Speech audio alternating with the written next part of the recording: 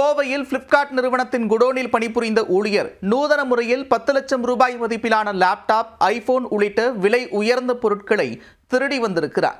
தங்களது பெயரில் ஆன்லைனில் ஆர்டர் கொடுத்து தாங்களே பொருட்களை மாற்றி பேக்கிங் செய்து திருட்டில் ஈடுபட்டு வந்த சம்பவம் வெளியே தெரிய வந்தது எப்படி? சோப்பு, சீப்பு உள்ளிட்ட சிறிய பொருட்களை ஆன்லைனில் ஆர்டர் கொடுத்து அதன் பேக்கிங்கில் லேப்டாப், செல்போன் உள்ளிட்ட விலை உயர்ந்த பொருட்களை பார்சல் செய்து அனுப்பி மெகா மோசடியில் ஈடுபட்டுள்ளனர். பிளிப்கார்ட் குடோன் ஊழியர்கள் தங்களது முகவரியில் ஆர்டர் செய்து தாங்களே பொருட்களை மாற்றி பேக்கிங் செய்து உலகமகா கேடி வேலையில் ஈடுபட்டு போலீசாருக்கு சாக் கொடுத்துள்ளனர். பிளிப்கார்ட் ஊழியர்களின் திருட்டு வேலை அம்பலமானது எப்படி? கோவையை அடுத்த ஒத்தக்கால் மண்டபம் அருகே பிளிப்கார்ட் நிறுவனத்தின் குடோன் இயங்கி வருகிறது.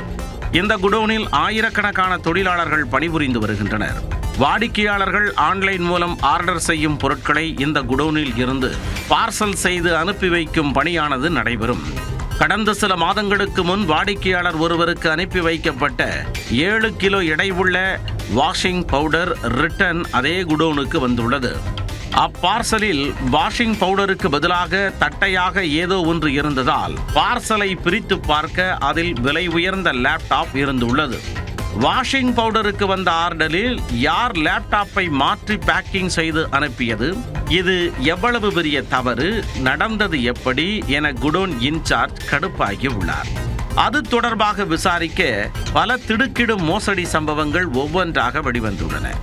குடோனில் பேக்கிங் பிரிவில் வேலை பார்த்து வந்த விக்னேஷ், கிஷோர் உள்ளிட்ட 8 பேர் தங்களது முகவரிக்கு ஆன்லைன் மூலம் பிளிப்கார்ட்டில் சோப்பு, கிளீனிங் பவுடர் உள்ளிட்ட சிறிய மதிப்பு பொருட்களை ஆர்டர் செய்துள்ளனர். அந்த ஆர்டர் புக்கிங் உறுதியானதும் இதே குடோனில் இருந்துதான் பொருட்களும் பார்சல் செய்யப்படும். அது அவர்களின் கண்ட்ரோலில் இருந்ததால் சோப்பு, சீப்புக்கு பதிலாக விலை உயர்ந்த லேப்டாப், செல்போன், ஹெட்போன் உள்ளிட்டவற்றை பேக்கிங் செய்து டெலிவரிக்கு அனுப்பி வைப்பார்கள்.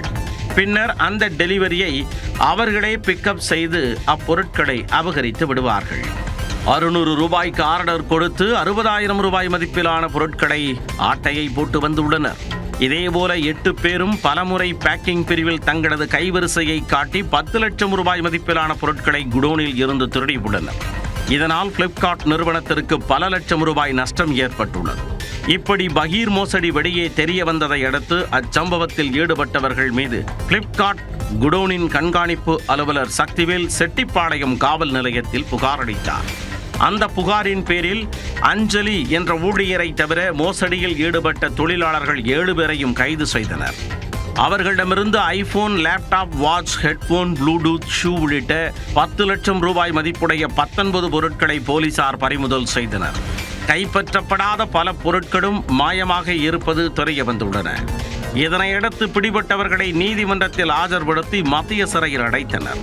பிளிப்கார்ட் குடோனில் வேலை பார்த்த ஊழியர்களே பொருட்களை மாற்றி பேக்கிங் செய்து அனுப்பி நூதன முறையில் திருடி வந்த சம்பவம் கோவையில் பெரும் சலசலப்பை ஏற்படுத்தியுள்ளது.